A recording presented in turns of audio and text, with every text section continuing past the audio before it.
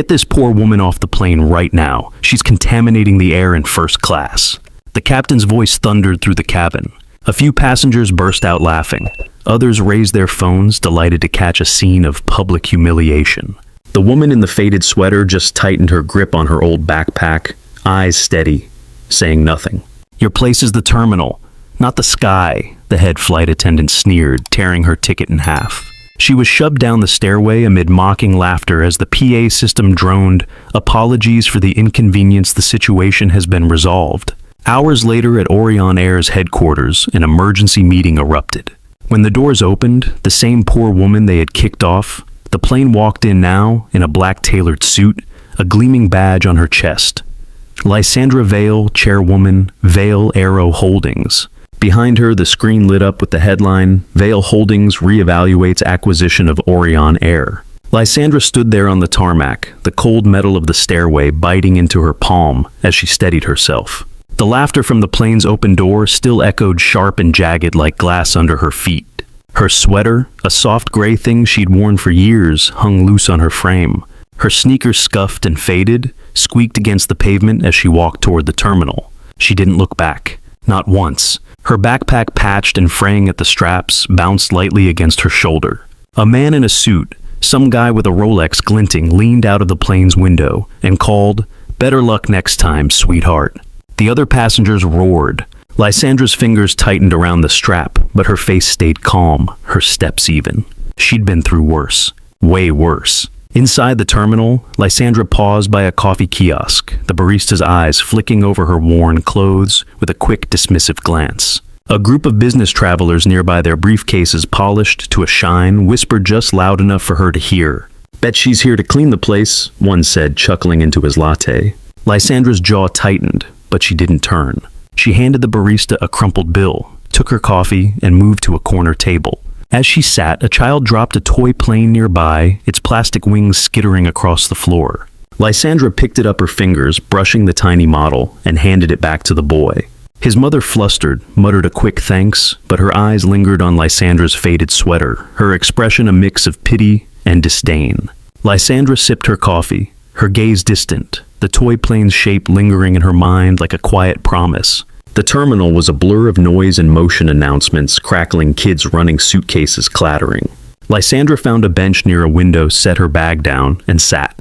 Her hands folded in her lap, steady as always. A woman nearby, juggling a coffee and a phone, glanced at her and muttered to her friend, "God, they let anyone in here now." Lysandra's eyes flicked up, catching the woman's gaze for a split second.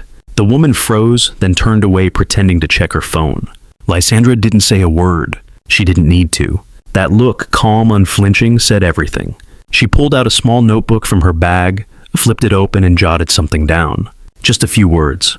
Then she closed it, tucked it away, and stared out at the planes rolling by. Years ago, she'd sat in a different kind of airport.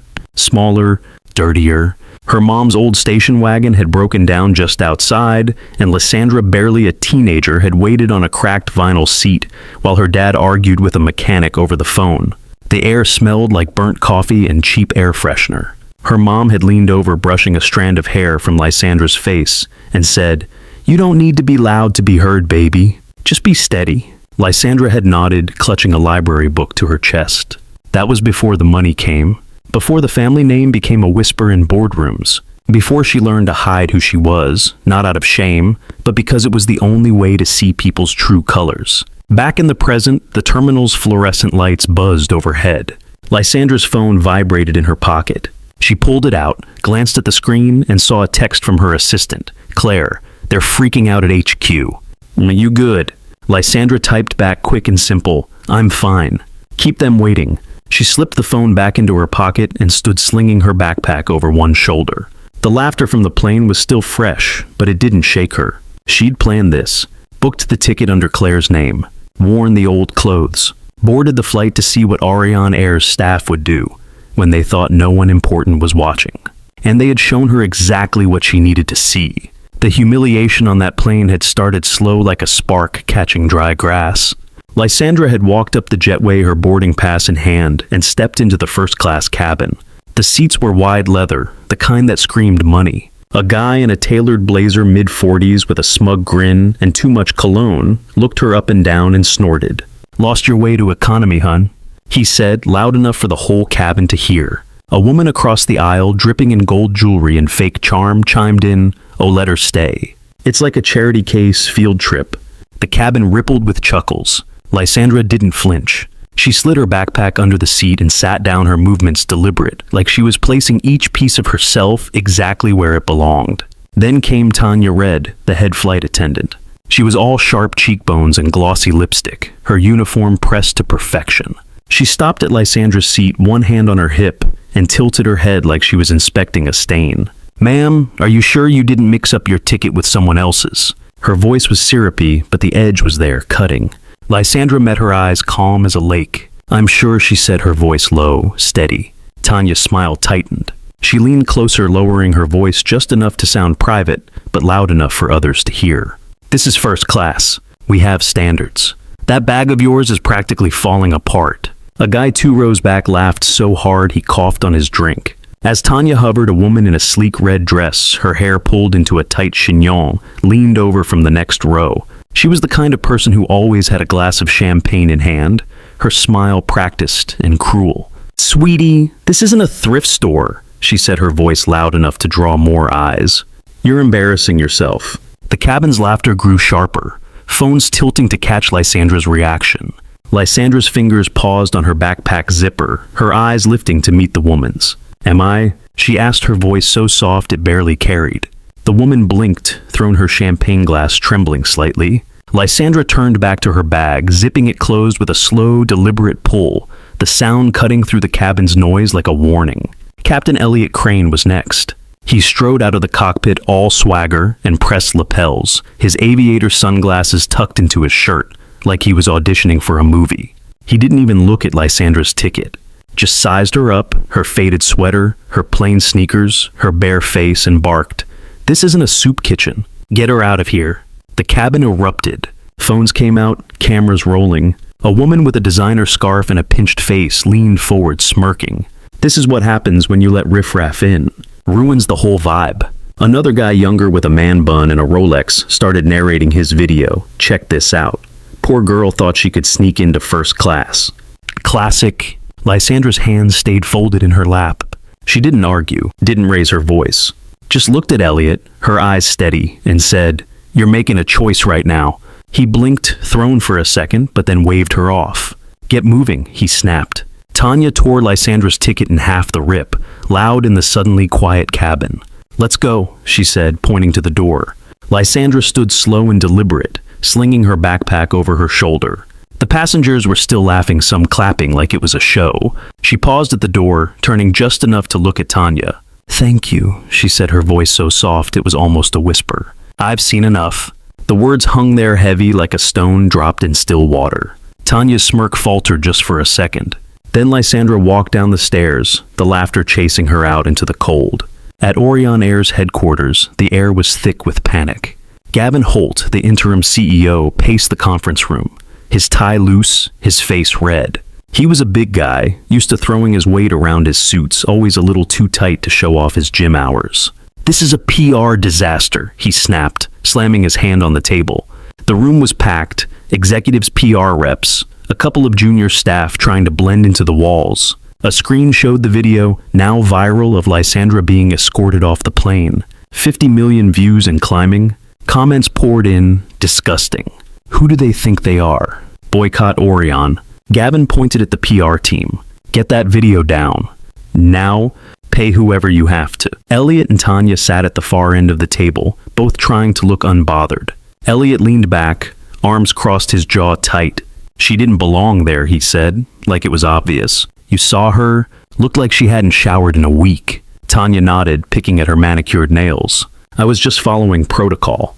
That backpack was a health hazard." A few execs nodded, eager to agree with anyone who sounded confident.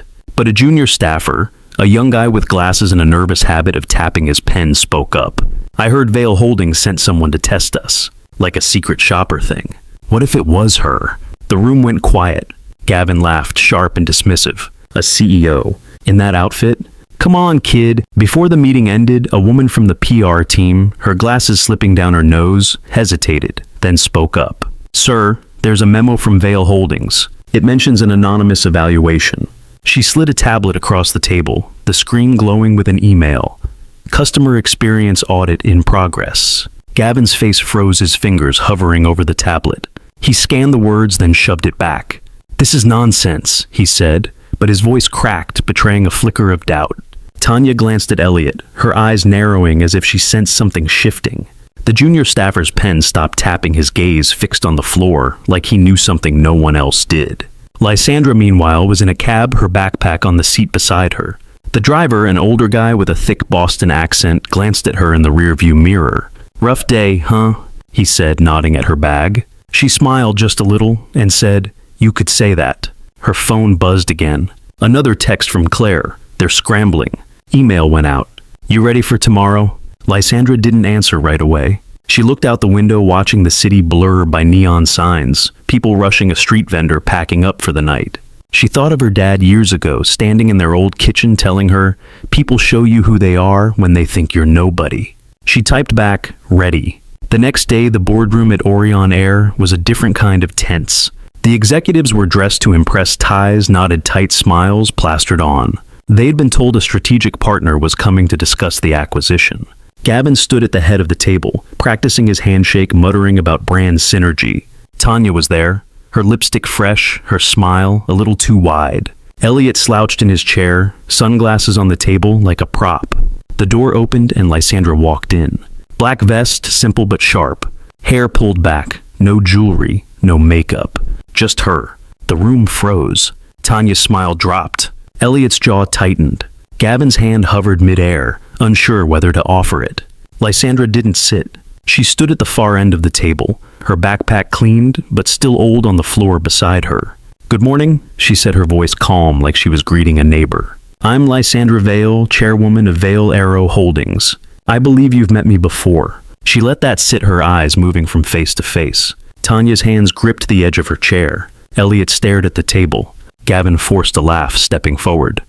Ms. Vail, what an honor. We had no idea. Please, let's talk. Lysandra tilted her head just enough to make him pause. I'm here to see if your airline deserves to exist under our name, she said. The words were soft, but they hit like a hammer. During a break in the meeting, Lysandra stepped into the hallway where a young janitor was mopping the floor. He was wiry, his uniform slightly too big, his hands calloused from years of work. He glanced up, saw her vest, and quickly looked away like he'd been trained to be invisible. Lysandra crouched down, picking up a stray paper he'd missed, and handed it to him. You missed one, she said, her voice gentle. He froze, then took it, his eyes wide. Thank you, ma'am, he mumbled, his accent thick, his shoulders hunched. Lysandra nodded, her gaze lingering on him for a moment longer, as if she saw something no one else did. Back in the boardroom, Tanya whispered to Elliot, She's playing nice now, huh? But her voice shook, betraying her bravado. The meeting dragged on, all corporate jargon and nervous smiles. Gavin kept talking about brand alignment and customer experience initiatives. Lysandra listened, her face unreadable, her notebook open in front of her. She wrote nothing, just watched. At one point, Tanya leaned forward, her voice sugary. Ms. Vail, I deeply regret any misunderstanding on the flight. We're committed to inclusivity. Lysandra didn't blink. Inclusivity. She repeated, her tone flat. Is that what you call tearing a ticket in half? Tanya's face went red. The room stayed silent, the air heavy with the weight of what wasn't said. After the meeting, Lysandra walked to the window, looking out at the planes lined up on the tarmac. She remembered another moment years ago, sitting in her family's old hangar. Her dad had been tinkering with a small plane grease on his hands, a grin on his face. This is freedom, Liz, he had said, patting the wing. Doesn't matter who you are up there. The sky doesn't judge. She'd been 16, her hair in a messy braid, her dreams bigger than the world. That was before Vail Aero Holdings became a name people whispered. Before she learned to walk into rooms and change them without saying a word. Back in the present, the video of her humiliation was still spreading. Despite Gavin's orders, it wouldn't die. Social media was a firestorm. Hashtags, memes, think pieces. Orion Air's classism exposed. Yet one headline screamed, another, who was the woman they kicked off? Lysandra didn't read them. She didn't need to. Claire forwarded her the numbers. Orion's stock was down 30% overnight. Investors were pulling out.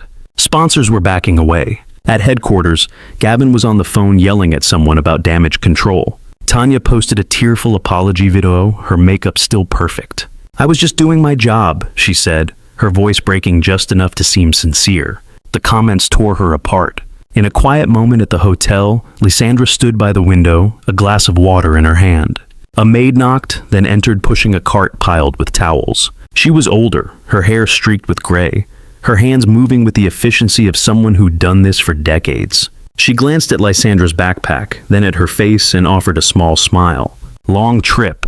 she asked, her voice warm but cautious. Lysandra nodded, setting her glass down. "Longer than most," she said, her tone soft. The maid paused, then said, "You look like you've got a story."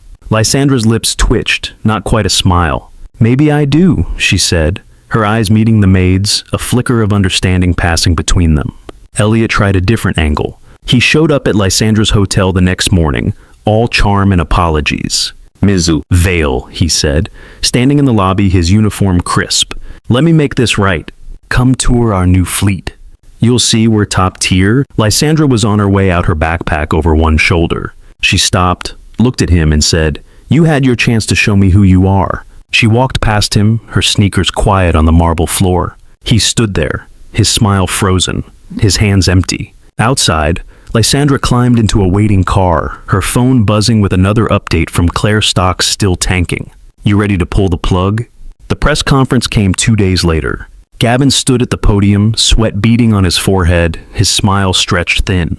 "We've addressed the incident," he said, his voice booming with false confidence. "Orion Air is stronger than ever." The reporters weren't buying it. They fired questions sharp and relentless. Who was the woman? Why was she removed? Is this how you treat all your passengers? Gavin's answers were vague, rehearsed. Then Lysandra stood up, her presence quiet but undeniable. The room went still. She stepped to the podium, her movements slow, deliberate. "Vale Holdings will not be acquiring Orion Air," she said. Her voice was steady, no trace of anger. She nodded to Claire, who tapped a tablet. The screen behind her lit up with security footage, clear, unmistakable. Tanya tearing the ticket. Elliot barking orders. The passengers laughing. The room gasped. Lysandra didn't look at the screen. She looked at the crowd. "An airline that judges its passengers by their clothes doesn't deserve to fly under our name," she said. The words were simple, but they landed like a verdict. Reporters scrambled, typing furiously. Gavin's face went pale. Tanya in the back covered her mouth. Elliot stared at the floor. The footage looped, the laughter echoing through the speakers. Lysandra stepped away from the podium, her backpack slung over her shoulder.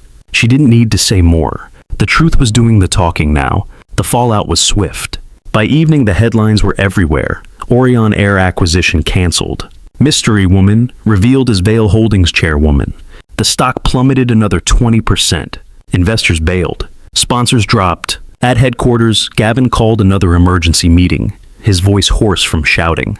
"We can fix this," he kept saying, but no one believed him. Tanya was there, her eyes red, her hands shaking. "We didn't know," she said like it was a defense. Elliot just sat there, his sunglasses forgotten on the table. A junior staffer, the same one who'd spoken up before, muttered, "You didn't care to know." No one argued with him. Lysandra was back in her hotel room, her notebook open on the desk. She wasn't writing, just sitting, staring out at the city lights. Her phone buzzed Claire again. "They're begging," now the text read. Gavin's offering to resign. Lysandra didn't answer right away. She thought of her mom years ago, standing in their old kitchen, her hands rough from years of work. "Don't let them make you small, Lys," she'd said. "You're bigger than their words." Lysandra had nodded, her teenage self unsure, but listening. Now she typed back, "Let them come to me." The next morning, they did. Gavin, Tanya, and Elliot showed up at her hotel, their faces drawn, their confidence gone. Gavin went first, his voice low, almost pleading. "Ms. Vale will step down. All of us. Just give Orion a chance." Tanya was next, her eyes wet, her hands clutching Lysandra's arm. "I was just following rules. I didn't mean it." Elliot couldn't meet her eyes. "I'll take the blame," he mumbled. "All of it." Lysandra looked at them one by one, her face calm. She stepped back, freeing her arm from Tanya's grip. "When I was on that plane," she said, her voice soft but clear, "did any of you say, stop?" The question hung there unanswered. The silence was louder than any words. At a small diner across town, Lysandra met Claire for lunch, the two of them tucked into a corner booth. The waitress, a woman with tired eyes and a quick smile, set down their plates with a clatter. "You look like you're carrying the world," she said to Lysandra, her voice kind but blunt. Lysandra glanced up her fork, pausing mid-air. "Just a piece of it," she said, her tone light but her eyes heavy. The waitress nodded like she understood and left a small stack of napkins by Lysandra's plate, a quiet gesture of care. Claire watched, then leaned forward whispering, "They're falling apart without you even trying." Lysandra pushed her plate aside, her gaze drifting to the window where a plane cut across the sky, its trail fading into the clouds. A week later, Lysandra made her move. At a quiet press event, she stood in front of a smaller crowd. No cameras, no fanfare. Just a few reporters, some staff, and a handful of curious onlookers. "Vail Holdings has acquired Orion Air," she said, her voice steady. "Through an anonymous fund Skyline Capital, we now own 51%. The room buzzed, but she raised a hand silencing them. "This isn't about winning. It's about fixing what's broken." She announced new leadership people who had been overlooked, undervalued some of them, from the ground crew, others from the back offices. People who knew what it felt like to be invisible. Gavin was gone, his office empty by noon. Tanya and Elliot were suspended, their futures uncertain. The news hit hard. "A woman kicked off plane now, owns Airline." One headline read, "Another Vail Holdings secret takeover." Social media lit up the video, now paired with clips of Lysandra's press conference. The comments were different now. She showed them. "This is justice. About time someone stood up." But not everyone was cheering. A few voices, old shareholders, bitter execs, tried to spin it. "She's just vengeful," one blog post claimed. "No real leader would do this." Tanya, in a last-ditch interview, said real wealth doesn't need to prove a point. Elliot, quieter now, told a reporter she got what she wanted. But respect. That's earned, not bought. The words stung, but Lysandra didn't respond. She didn't need to. Months later, the first flight under the new Orion Air took off. Lysandra was on board, not in first class, but in economy, her backpack tucked under the seat. The plane was full, students' families, people who had never flown before. The Flight for All program had launched, offering free tickets to those who couldn't afford them. The crew was different too. New faces, some familiar ones like a baggage handler who'd once been mocked for his accent, now training as a flight attendant. Tanya and Elliot were there too, reinstated but demoted, working the beverage cart. They didn't speak to her, but their eyes said enough. Regret, shame, maybe a flicker of something new. On that flight, a man in a worn jacket, his hands rough from years of manual labor, approached Lysandra as the plane began its descent. He was nervous, his words stumbling. "I saw you on the news," he said, his voice low. "What you did, it means something to people like me." Lysandra looked up, her hands still on her backpack. She nodded, her eyes steady but soft. "It's for all of us," she said, her voice quiet but firm. The man smiled, a small grateful thing, and returned to his seat, clutching a boarding pass like it was a treasure. The cabin hummed with a different kind of energy now, one that felt like hope. As the plane climbed, the cabin was quiet, the hum of the engine steady. A young girl across the aisle, clutching a worn stuffed bear, looked at Lysandra and smiled. Lysandra smiled back, her hands folded in her lap. The girl's mom leaned over, whispering, "Thank you for this." She's never flown before. Lysandra nodded, her throat tight. The passengers didn't know her name, didn't need to. But when the plane landed, they stood clapping, their applause soft but real. Lysandra stood too, slinging her backpack over her shoulder. She stepped off the plane, her sneakers quiet on the jetway.